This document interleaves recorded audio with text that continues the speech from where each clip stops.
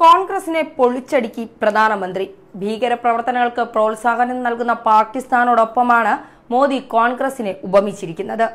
കൽബുർഗയിൽ നടന്ന ബിജെപിയുടെ തിരഞ്ഞെടുപ്പ് റാലിയിലാണ് മോദിയുടെ ഇത്തരത്തിൽ കോൺഗ്രസിനെ വിമർശിച്ചുള്ള പ്രസ്താവന.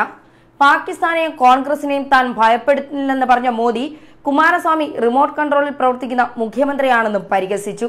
ഇന്ത്യ പാകിസ്ഥാന് നൽകിയ തിരിച്ചടിയുടെ ജയപരാജയങ്ങളെക്കുറിച്ചുള്ള ചർച്ചകൾ മുറുകുന്നതിനിടെയാണ് സംശയാലുക്കളെ രാജ്യത്തിന്റെ ശത്രുക്കൾക്കൊപ്പം പരിഗണിക്കണമെന്ന മോദിയുടെ ആഹ്വാനം.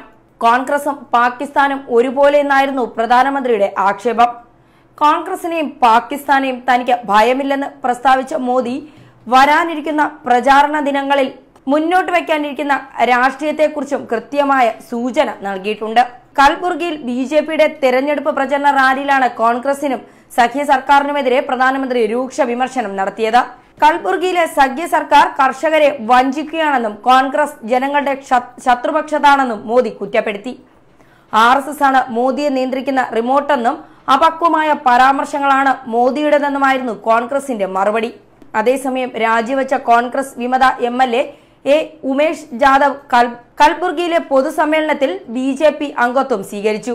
കോൺഗ്രസിന്റെ സിറ്റിംഗ് സീറ്റായ കലബുർഗിയിൽ ഉമേഷ് ജാദവിനെ മത്സരിപ്പിക്കാനാണ് BJPയുടെ നീക്കം. പുൽവാമ ആക്രമണത്തിന് തിരിച്ചടിയായി ഇന്ത്യൻ വ്യോമസേന പാക് അധീന കാശ്മീരിൽ ഭീകര ക്യാമ്പുകൾ തകർത്തതിന്റെ തെളിവ് കോൺഗ്രസ് ആവശ്യപ്പെട്ടിട്ടില്ലെന്ന് കോൺഗ്രസ് നേതാവ് മനീഷ് തിവാരി പറഞ്ഞു.